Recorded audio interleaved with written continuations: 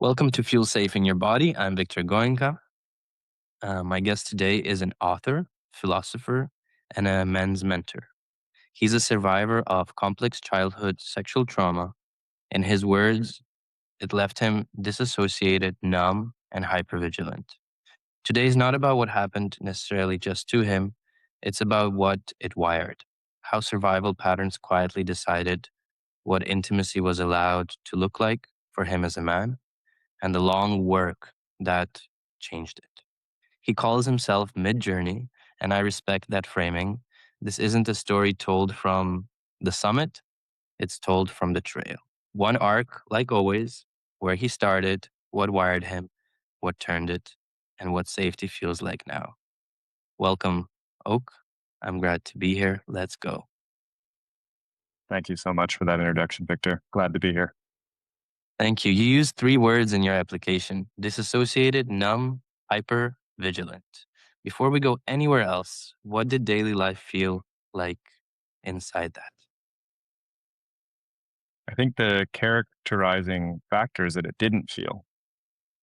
One of the stories I like to tell people when I'm recounting my journey is that there was a time where I sincerely thought I might have sociopathic personality disorder or some sort of empathy disorder because people would speak about their feelings, they would share stories with me about really tragic and things that would happen to them or have had happen to them. And it didn't clock. I didn't have an affective response. I didn't feel any sort of compassion that in tandem with really struggling with mapping body language or tone of voice and this cognitive empathy, being able to understand where somebody's coming from. Both of those were severely lacking because of this dissociation. I thought to myself, like, I don't care about people. I don't care because I don't feel. And that was quite a um, startling experience to confront. So inside of that, if I take a hindsight perspective and knowing what I know now and understanding more about my body, more about my emotional space, I would say that I was deeply afraid and felt unacceptable and out of place. So this deep sense of worry that I am as I am fundamentally flawed and I'm about to be found out by anyone and everyone. When did you first notice that numb wasn't normal, that something was running you? Mm. That would have been, would I say, maybe about 10 years ago. I started, well, I'll frame this here. And in 2014, I had what I describe as a Satori experience, like an awakening moment that led to a change in my academic career and a deep investigation of the mystical traditions of the East. And on this journey, I'd opened my mind up to psychedelic therapies, different modalities of healing, Jungian thought, the Ayurveda, traditional Chinese medicine, and really broadened my perspective. And it was through the exploration of consistent and intentional low dose psilocybin that I started to realize that how I had been operating was unhealthy or disconnected. I remember one moment specifically, I was working in an organic health food store back in Calgary, which is where I was born, Calgary, Alberta, Canada. And I had had a really potent, heart opening microdose over the weekend. I did these in sensory deprivation tanks for full effect, as it were. And I remember standing in the aisle and just looking at people. And for the first time, I could, through making eye contact with them or just being present, feel them in my own body. I could feel their emotions. I could feel their intentions. I could feel the ebb and flow of their nervous system crystal clear. And it felt like I had taken off a lead coat, so to say, and was completely raw and exposed. And that moment of contrast really made it clear to me that how I had been living was not my real state.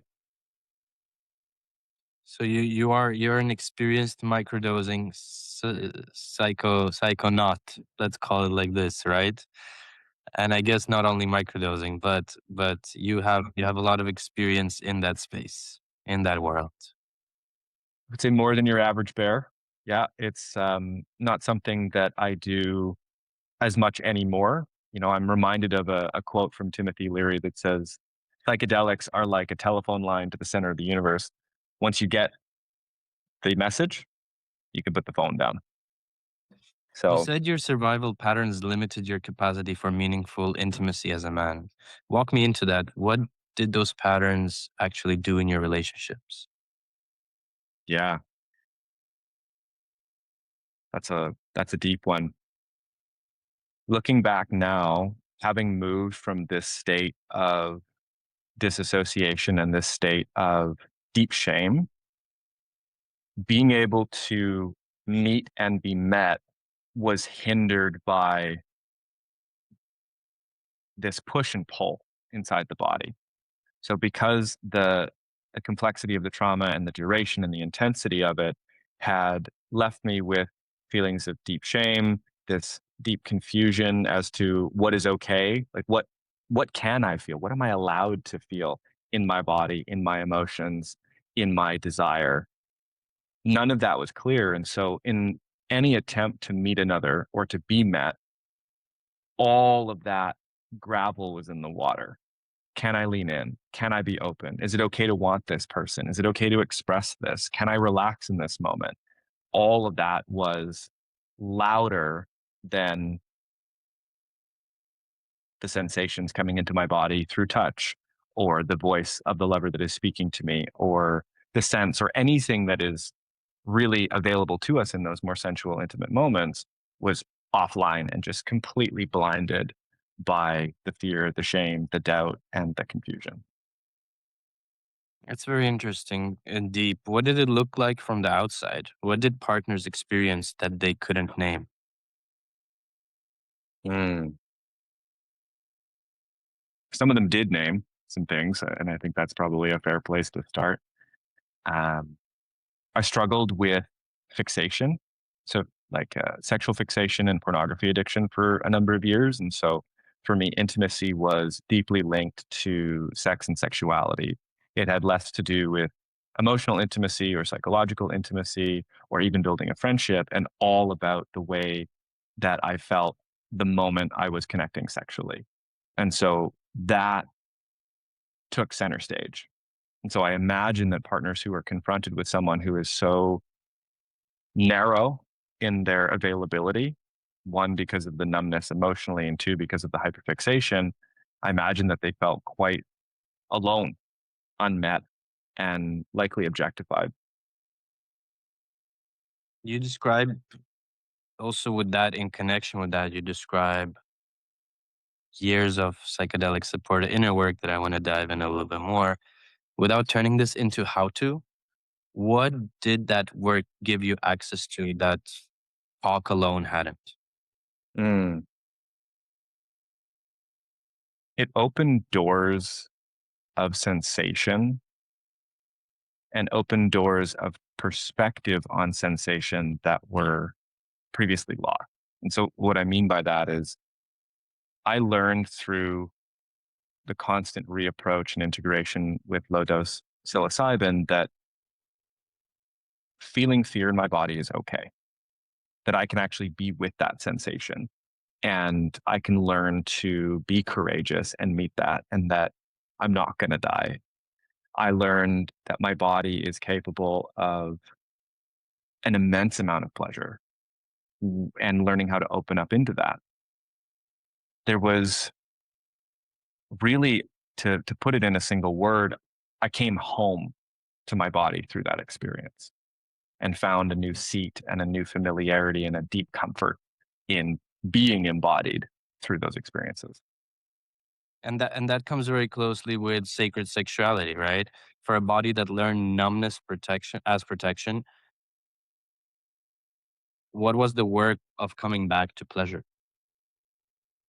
Slow, and it involved periods of celibacy as well, because there was so many different layers because of the duration and the complexity.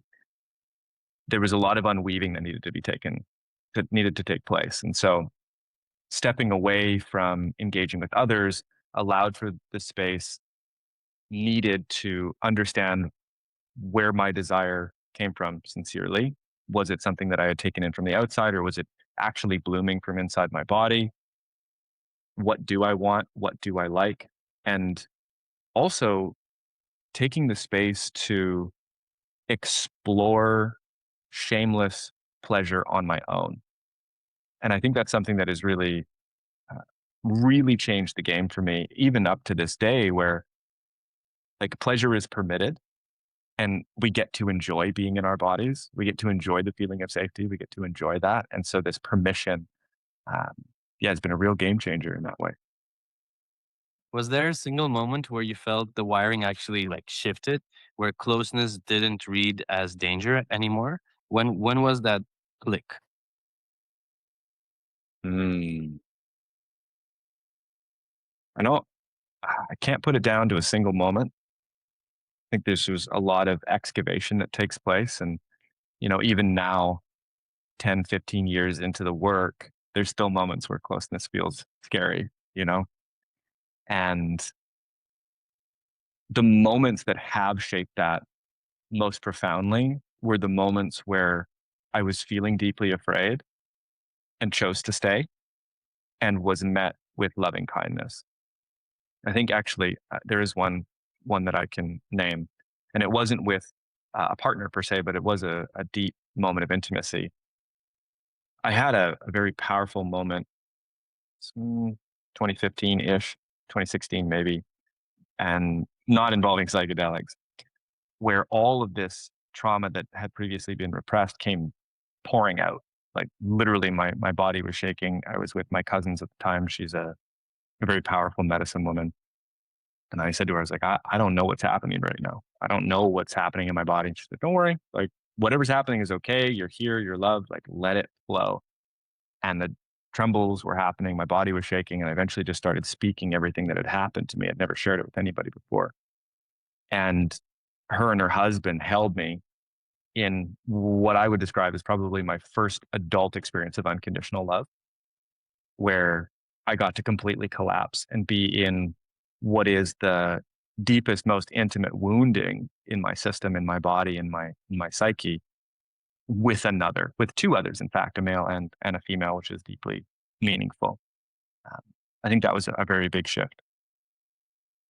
That is really beautiful, especially to be able to experience that in your adulthood, and something that you call so deep, unconditional love, and not necessarily from a lover or from a partner, right? It's unconditional love from human to human. And that goes a deep way. It saves on your cellular level. It's something that you are able to come back to, not as a baseline, but as just being aware of, hey, this is what it feels like. Yeah, precisely. It flagged the availability of that connection. And as soon as that's present, the orientation becomes so much more different because my body was able to recognize when that was present in others. And that became the floor. It's like, oh, I'm feeling this kind of presence, this kind of love, this kind of gentleness and compassion. That to me is now a signal of I can lean in. Whereas before it might have been, oh, I want to, or I want to be with this person. There was more of a desire, a mentality that was shaping the pursuit. Whereas now it's this somatic loving resonance. Beautiful. Signature question. How do you know in your body that you're safe right now?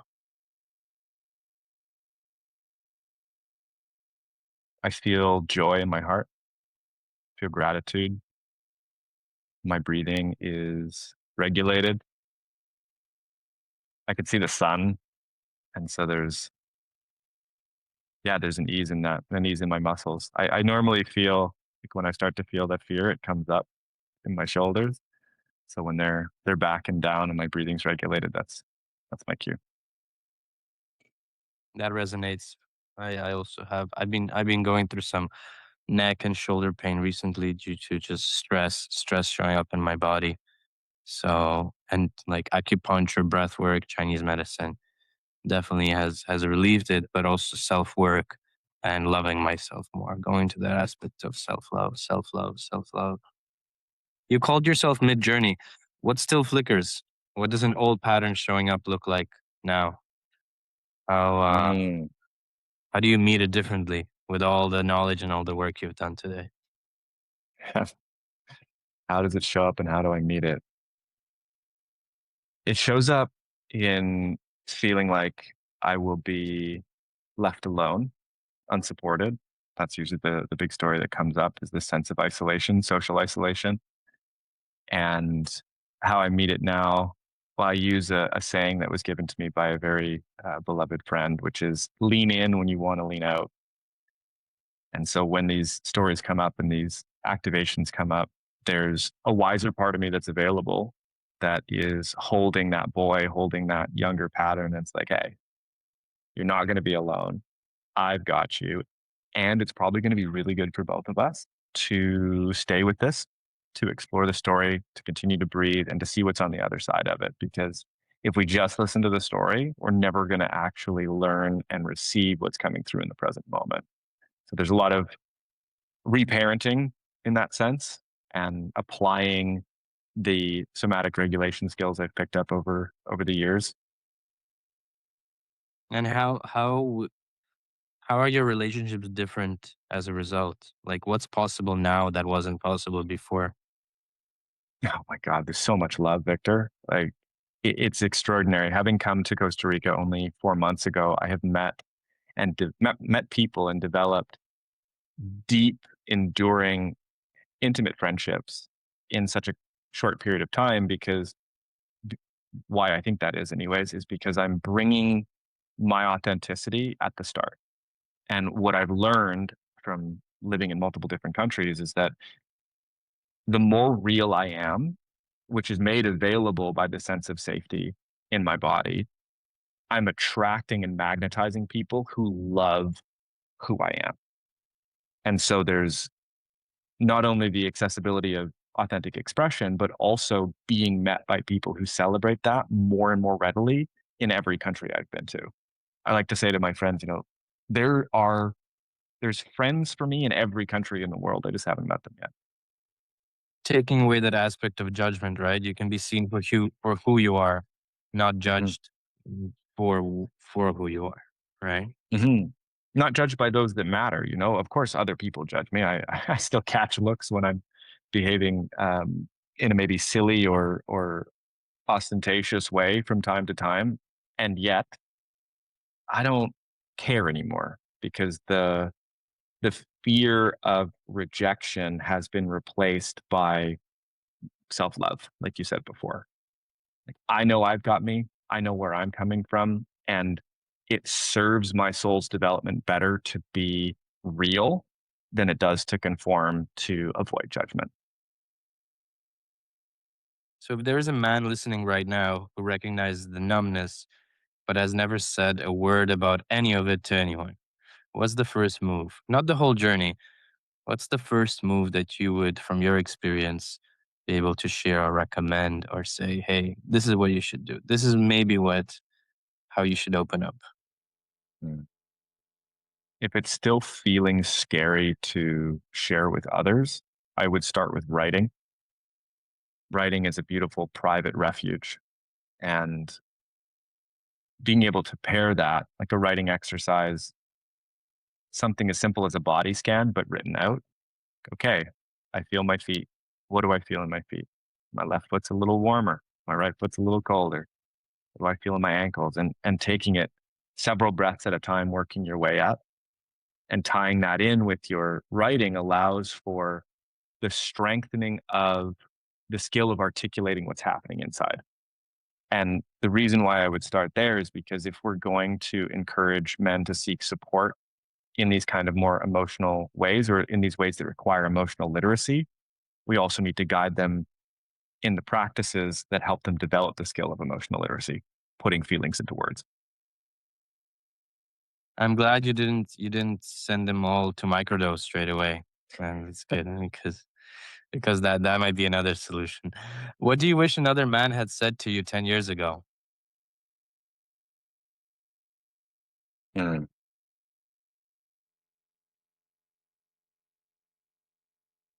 Go all in on what you love. Trust yourself, love yourself, and do it. Just do it, right? Yeah, and trust that what lights me up is exactly where I ought to be headed. I've spent so many years chasing things that I thought were marketable or socially interesting or what have you for the eyes and approval of other people. And that as I've aged, the more that I just do the things that I really love that actually feel vitalizing, I have never experienced such beautiful reflections and results as a result of that. I wish I started sooner.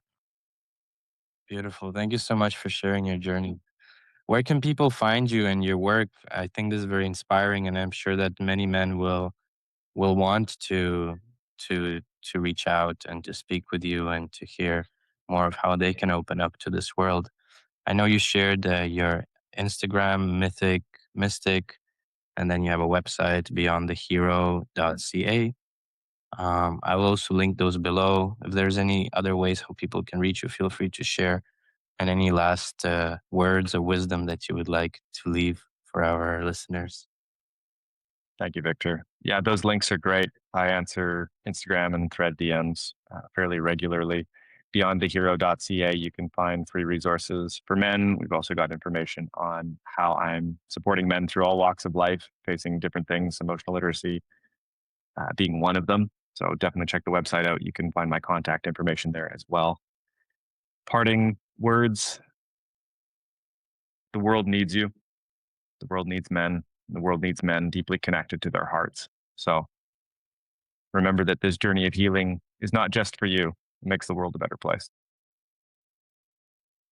Perfect. Thank you. This was very inspiring. If your mind is loud and your body never quite settles, this is what I do in my community also. So there'll be a link in the notes below. This was Feel Safe in Your Body. I'm Victor Goenka. Thanks for listening and thanks for being here.